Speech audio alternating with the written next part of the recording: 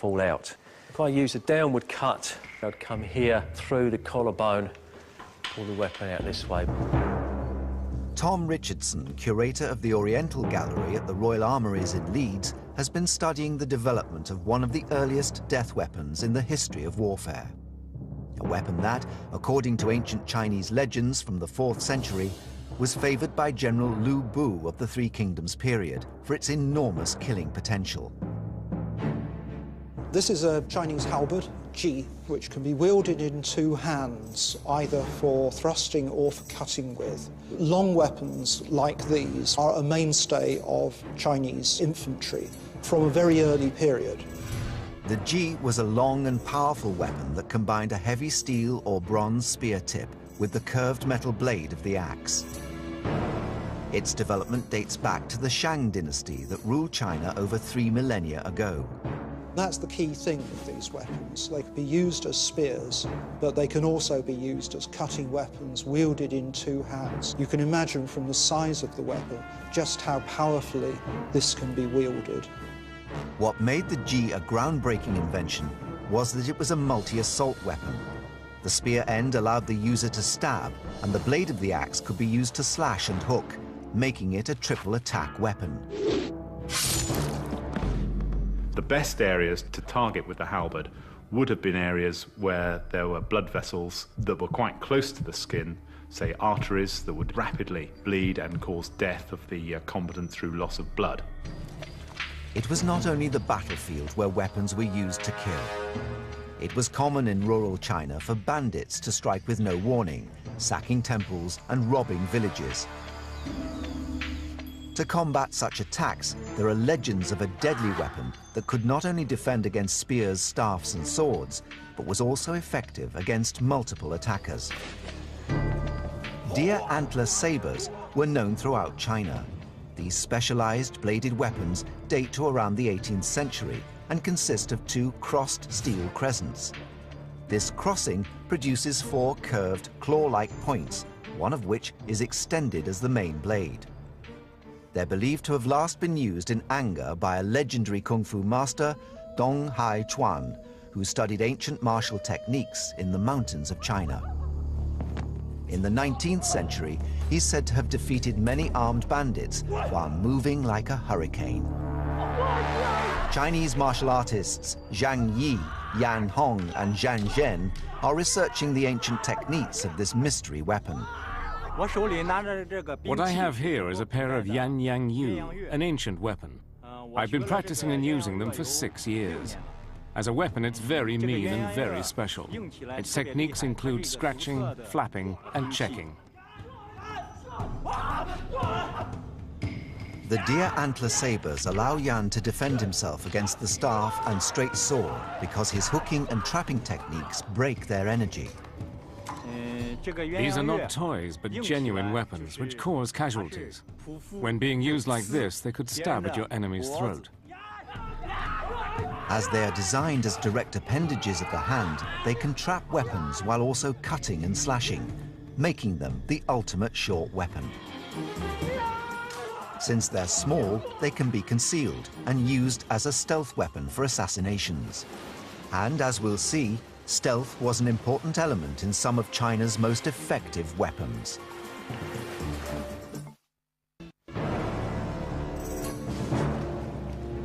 US Navy SEALs are famed for their ability to infiltrate and attack from under the water.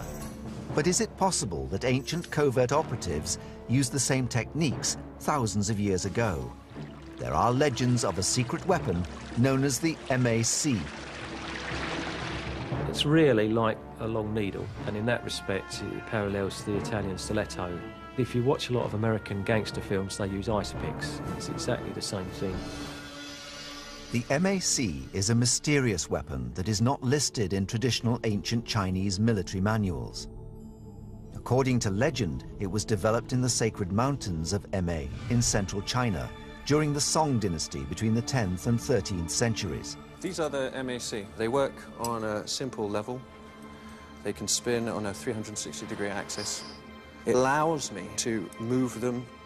So here I gain a lot more force behind my punches and obviously for stabbing and slashing motions. Water was common guerrilla terrain for Song soldiers and their enemies.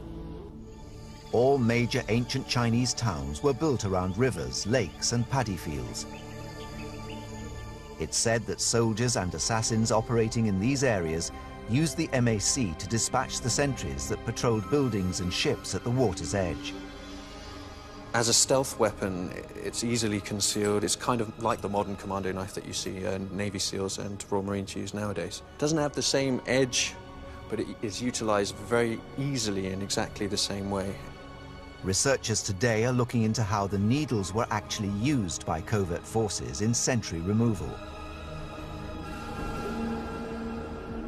The killer would target a sentry standing near or in the water, where the 25-centimeter-long steel needles with a flat rhombus point are said to hold an advantage. Its design enables the user to maneuver stealthily underwater, retaining the hand dexterity and movement that a longer weapon would not allow. The ancient assassin would have used the sharp points of the needles to stab and slash unprotected arteries. The subclavian and the femoral arteries are very much in exposed areas. As such, would be easy to target.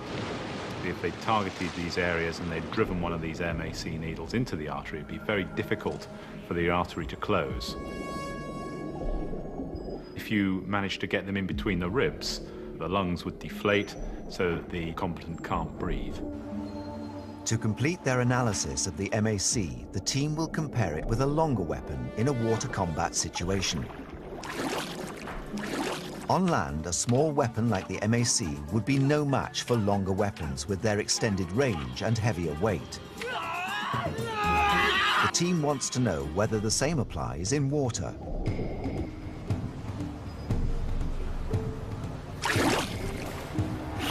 They are discovering that a long weapon that requires two hands is virtually impossible to use effectively against an enemy in the water.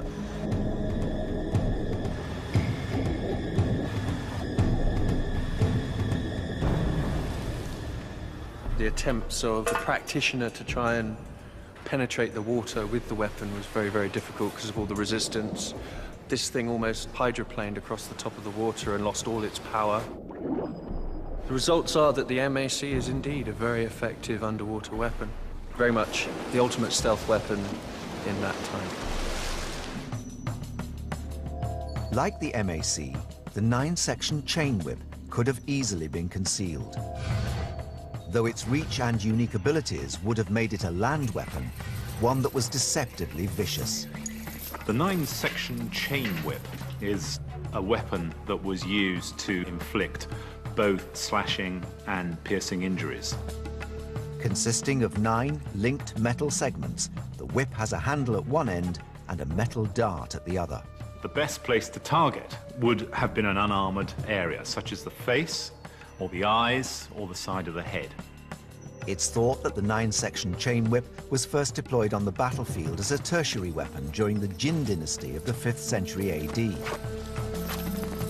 Over time, the weapon was adopted by assassins because it was easy to conceal and allowed the user to strike from a longer range. When carrying it, you could coil it around your waist like a belt, or as people did in ancient times, in a pouch on your back. So if you were under attack from your opponents, you could use it as a secret weapon. Using the latest electronic body protector equipment, the team has set Master Song, a leading practitioner, a challenge. How many blows can he inflict in a 15-second attack? This body protection kit has very similar Bluetooth technology to your average mobile phone, laptop computer. The team attaches equipment that uses air channel sensor phone to send data back to a computer.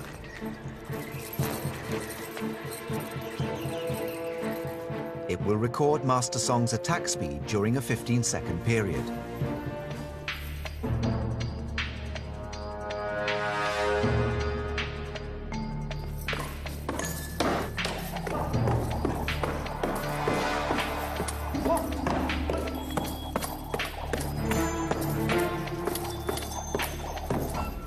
In 15 seconds, Master Song scored 2.2 hits per second.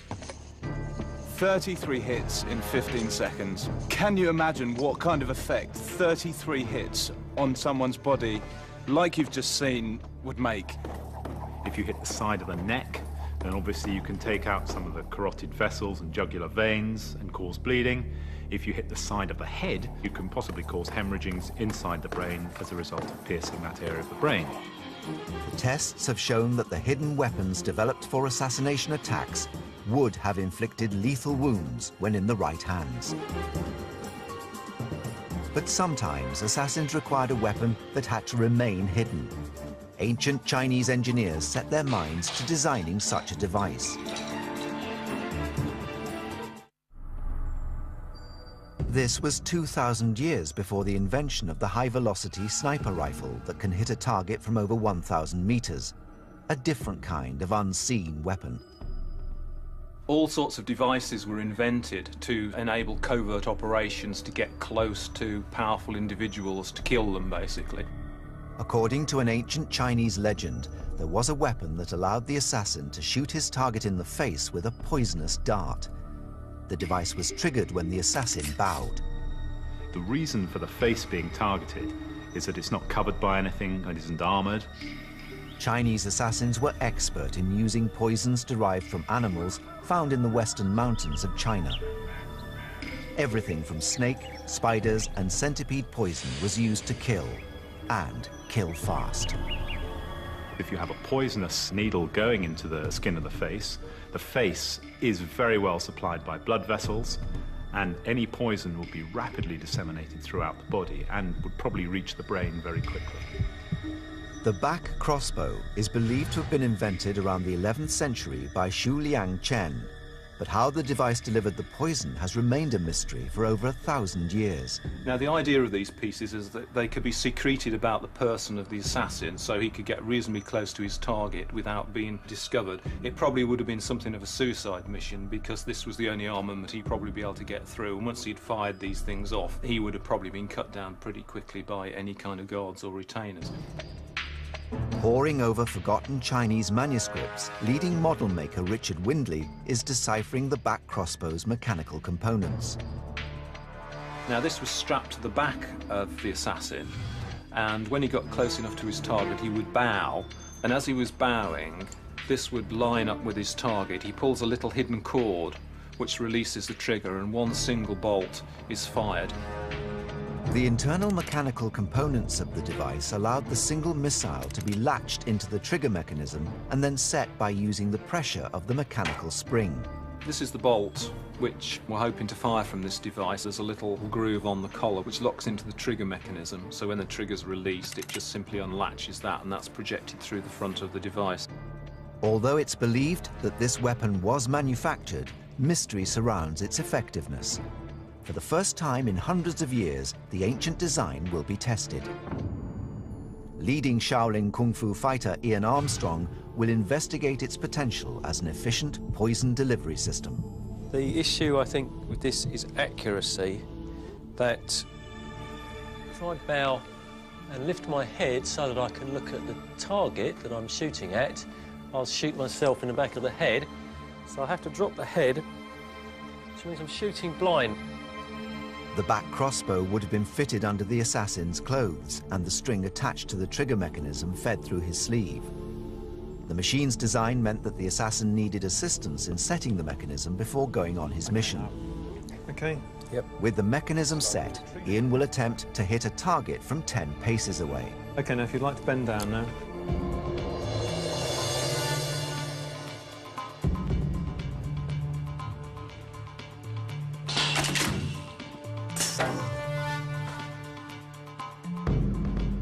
I would say that's more effective than I thought it would be, and I think that with practice you could get a reasonable degree of accuracy.